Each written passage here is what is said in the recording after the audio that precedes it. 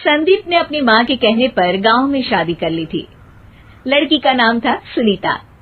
माँ का कहना था एकदम मॉडर्न बहू नहीं होनी चाहिए, लेकिन उन्हें नहीं पता था कि गांव से आने वाली बहू सुंदर सुशील तो होगी और उसको गांव से बाहर भी निकाल लाएंगे, लेकिन उसके अंदर का गांव कैसे बाहर निकलेगा। शादी के कुछ दिन बाद, माँ टिफिन तो देना जरा। बेटा अब तो स्कूल नहीं ऑफिस जाता है, माँ से नहीं अपनी बीवी से टिफिन मांगा कर। ओके माँ। सुनीता टिफिन ले आओ। जी लो टिफिन, इसके अंदर पिस्ता डाल दिया है। पिस्ता? पिस्ता क्यों? सास जी ने बोला था ना कि आपको पिस्ता बहुत पसंद है। ओहो, मैंने पिस्ता नहीं पास्ता बोला था, पास्ता। पास्ता? कहीं होता है पास्ता? अरे बेटी तू रहने दे, मैं बना दूंगी। अच्छा किया कि पाव भाजी बनाने का नहीं बोला, वरना किसी के पाव बना देती है। सुनीता को बुरा लगता है, लेकिन उसकी नादान हरकतें कम नहीं होती। ऐसे ही एक दिन, अरे तुमने ये क्या लगाया है? अरे आप वो फूस फूस करके लगाते हैं ना, वही। डियो? का दियो? किसको दियो? अरे वही ना जिससे खुशबू आती है।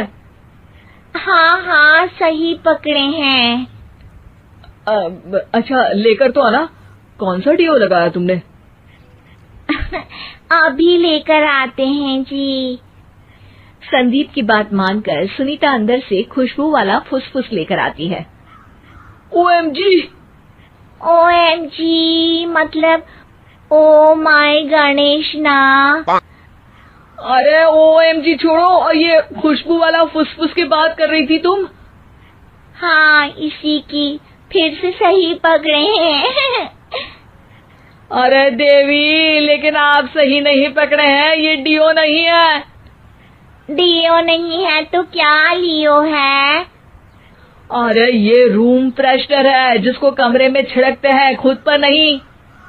कोई बात नहीं, माँ कहती थी आत्मा किराएदार है, शरीर एक किराए का कर्म।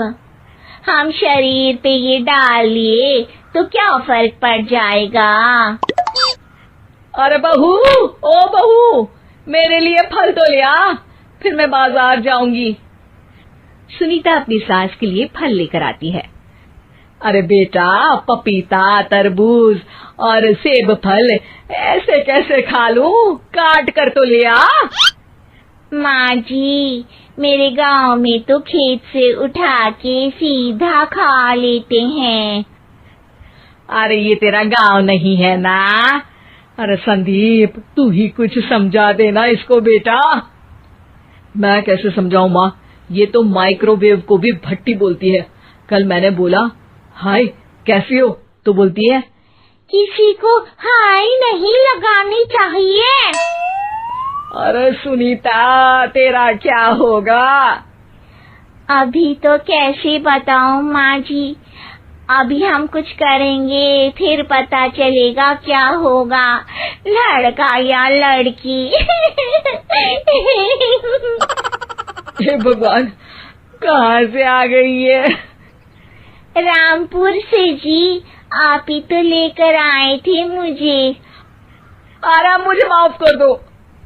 पहले कोई गलती तो करिए जी, आपकी तो सारी गलती माफ कर देंगे हम। हाँ अरे बहू, मेरी बात सुन। फल यानी कि फ्रूट जब भी लाए ना तो काट कर लाना, ठीक है?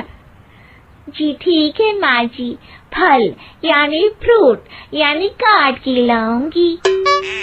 सुनीता रोज ही कोई ऐसी हरकत कर देती जिसकी वजह से उसे घर में दो बातें सुननी पड़ती। एक दिन, माँ, मेरे बॉस घर पर आने वाले हैं शाम को। उनका बर्थडे है, फैमिली साथ नहीं रहती उनके, तो यही पार्टी कर लेंगे। उनको अच्छा लगा तो शायद मेरा प्रमोशन भी हो जाएगा।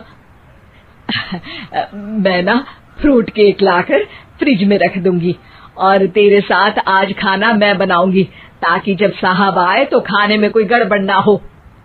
शाम को जब सारी तैयारियां हो जाती है, संदीप के साथ बड़े साहब भी घर आते हैं। फ्रूट केक तो ले आना बहू, फिर खाना खाएंगे। अरे इस सब की क्या जरूरत थी, आपने बुलाया वही काफी है। सर, आपका परिवार शहर में नहीं है तो हम ही आपके परिवार जैसे हैं सर। इतने में ही सुनीता फ्रूट केक लेकर आती है और बड़े साहब की टेबल पर रख देती है, और जैसे ही केक के ऊपर का बॉक्स हटाती है, ओह, ये क्या है? केक तो कटा हुआ है। मैं तो ऐसा नहीं लाई थी। आप मुझे शाबाशी दे सकती है माँ जी, मैंने ही केक काट दिया। आपने कहा था ना, फल यानी फ्रूट यानी हमेशा काट के लाना, तो फ्रूट केक भी तो फ्रूट ही है ना, तो मैंने पहले ही काट लिया। हूँ ना मैं समझदार। अरे बहू, ये क्या किया? केक हमेशा वही काटता है जिसका जन्मदिन होता है। तुझे एक बात भी समझ नहीं आती, एक नंबर की बेवकूफ है। पूरा माहौल बिगड़ चुका था। संदीप को लगने लगा था कि साहब उसे प्रमोशन तो दूर की बात है, कहीं डिमोशन ना दे दे, लेकिन साहब बीच में ही बोल पड़ते हैं। अरे कोई बात नहीं, ये इनकी बेवकूफी नहीं है, इनका भोलापन है। बेटा आप कहाँ से हो? रामपुर गांव से। अरे वाह, गांव से? फिर तो आपके गांव में ताजे फल और सब्जियां मिलते होंगे। हाँ, सही पकड़े हैं। हम तो काटते भी नहीं, सीधा खा लेते हैं। मैं ना एक बार तुम्हारे गांव घूमने जरूर चलूंगा। क्यों संदीप, ले चलोगे ना? मुझे गांव घूमना बहुत पसंद है। बस फिर क्या था, संदीप और सास दोनों खुश हो गए, क्योंकि साहब को सुनीता ने गांव की बात करके खुश कर दिया था। अब संदीप का प्रमोशन पक्का था। शिक्षा, कभी भी किसी भी गलती पर घबराना नहीं चाहिए। हो सकता है कि उस गलती की वजह से आगे बड़ा फायदा हो जाए।